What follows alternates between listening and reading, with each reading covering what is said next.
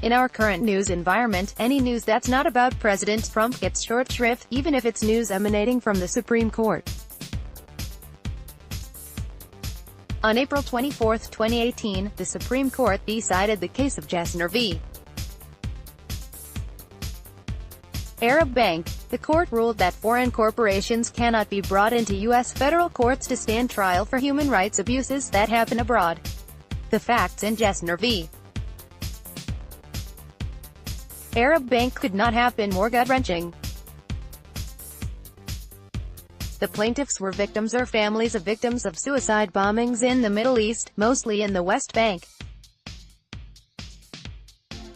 The bank in the case is a Jordanian bank with a branch in the city of New York. The plaintiffs alleged that the bank was holding accounts used to pay martyrs for the families of the individuals who carried out the attacks. Put another way, these accounts are meant to incentivize suicide bombings because the bomber would know that his or her family will be financially taken care of after death. And the plaintiffs argued that because some of these transactions were cleared through the bank's New York branch, the entire scheme of payments to the bombers touched and concerned the United States, and thus case was properly brought in a New York federal district court. For the Supreme Court, the Jesner case was not really about the victims and their families. Instead, the justices saw Jesner as a case that raised issues about the role of the judiciary, the scope of jurisdictions, international relations, and when it is appropriate to hail a foreign corporation into an American court to face responsibility for the most grievous torts.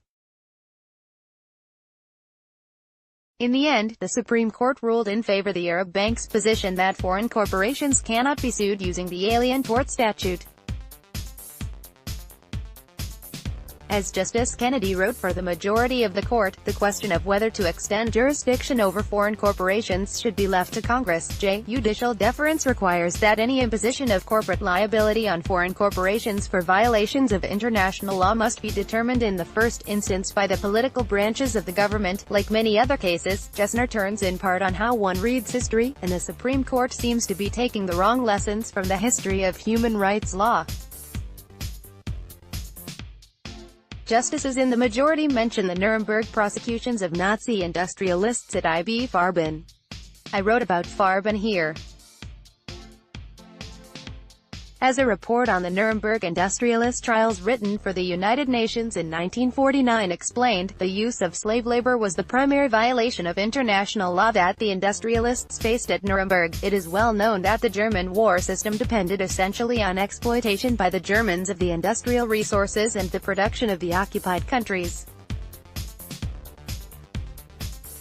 Closely associated with that was the use of what has been called slave labor, that is either the labor of deportees from occupied countries or the labor of the inhabitants themselves in those countries. In his opening statement of the Farben Tribunal, the Chief Prosecutor General Telford Taylor said, The indictment accuses these men of major responsibility for visiting upon mankind the most searing and catastrophic war in modern history. It accuses them of wholesale enslavement, plunder and murder. They were the warp and woof of the dark mantle of death that settled over Europe. In the case of I.G. Farben, defendant directors at Farben were accused of human rights abuses through the firm. In particular, Count 3 against the Farben defendants alleged he accused, individually, collectively, and through the instrumentality of Farben, with the commission of war crimes and crimes against humanity. Participated in the enslavement and deportation to slave labor for the civilian population of territory under the belligerent occupation or otherwise controlled by Germany, the enslavement of concentration camp inmates, including Germans, and the use of prisoners of war in war operations and work having a direct relation to war operations. Farben had privately owned parts of the Auschwitz concentration camp known as Monowitz or Auschwitz III.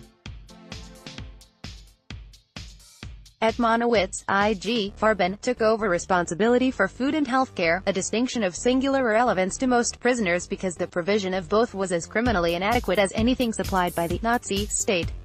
In the end, in the Farben tribunal at Nuremberg, Farben executive Karl Krauk and 4 others of the accused were found guilty of the charges alleging the employment of prisoners of war, forced labor, and concentration camp inmates in illegal work and under inhuman conditions. Executives who were convicted got prison sentences ranging from 8 years to 18 months.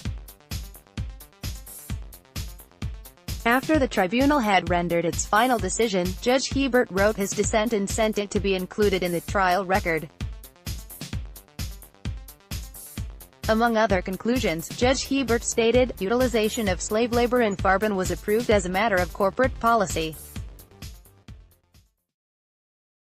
To permit the corporate instrumentality to be used as a cloak to insulate the principal corporate officers who authorized this course of action is, in my opinion, without any sound precedent under the most elementary concepts of criminal law. Justice Sotomayor, writing for the dissenters, recognized the lesson from I.G. Farben that, in fact, careful review of states' collective and individual enforcement efforts makes clear that corporations are subject to certain obligations under international law. For instance, the United States military tribunal that prosecuted several corporate executives of IG Farben declared that corporations could violate international law. But in the hands of Justice Kennedy, this World War II history is transformed into a reason to not hold corporations responsible for human rights abuses.